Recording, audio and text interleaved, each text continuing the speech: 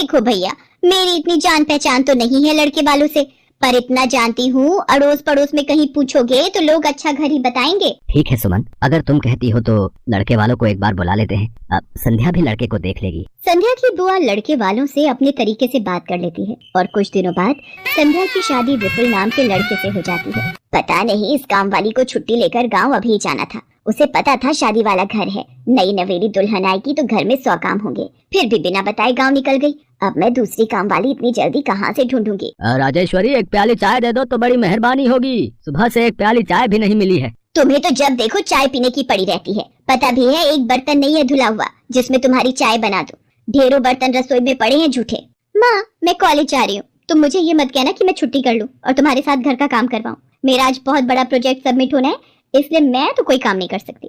ये लो, अब इसे भी अभी कॉलेज जाना था।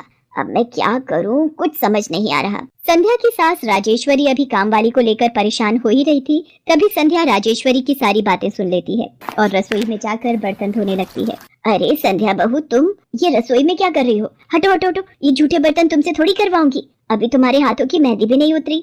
माँ जी, आप परेशान मत हो, मैं थोड़ी देर में ही सारा काम निपटा दूंगी। आप अकेले इतना काम नहीं कर पाओ। ठीक है, अगर तुम कहती हो तो मैं कोई और काम कर लेती हूँ। माँ, पड़ोस में किसी से पता करो, शायद कोई और काम वाली मिल जाए। मैंने पूछा था, पर अभी किसी भी काम वाली के पास समय नहीं है। पुलकित काम पर चला जाता है, संध्या सारे घर का काम करती है। अब तो रोजाना ही ऐसा होने लगा। काम वाली तो थी नहीं। संध्या की ननद पूजा सुबह होते ही कॉलेज निकल जाती और सास पैरों में दर्द के बहाने बिस्तर पर आराम करती। संध्या तो मानो घर के कामों में ही उलझ गई। एक शाम, माँ तुम बिल्कुल सही बहू ढूंढ कर लाई हो। बेचारी गरीब घर की है, इसलिए चुपचाप संस्कारी बहू की तरह घर के काम कर लेती है। अगर कोई पैसे वाले घर की लड़की बहू बनाकर ले आती तो वो पूरे घर को अपने इशारों पर नचाती और तुम और मैं बस बर्तन घिसते रह जाते। तभी तो मैंने इसकी बुआ को शादी के लिए हाँ कह दिया था। मुझे पता है ये गरीब घर की लड़कियां बड़ी सीधी सादी बहुएं साबित होती हैं। अब काम वाली गांव भाग गई। सोच ये ना होती तो कौन काम करता।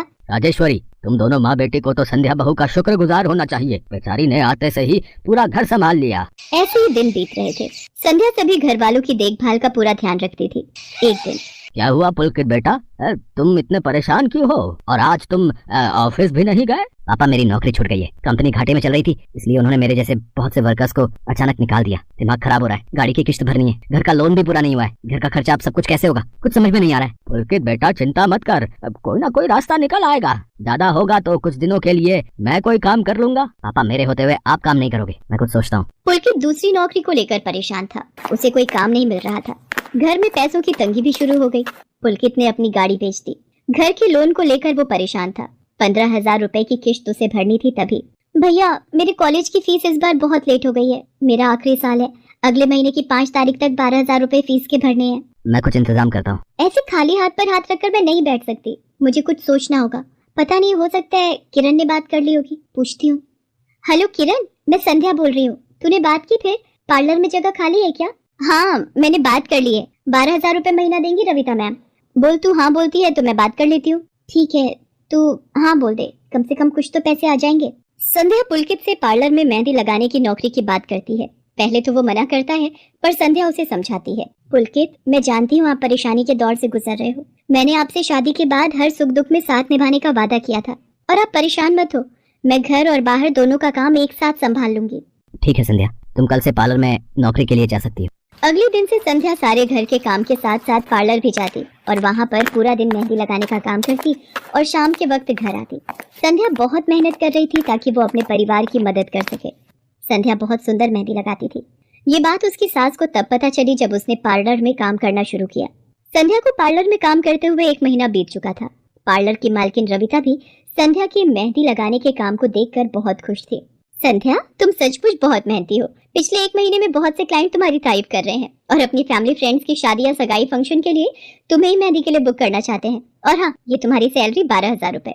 बाकी ये तुमने ओवर टाइम भी शादी के सीजन में बहुत किया है, उसके 6,000 रुपए अलग से दे रही हूँ। थैंक यू मैम, आपने मेरे काम की इतनी तारीफ की। मैं तो बस भगवान की कृपा से मेहनत से करती हूँ।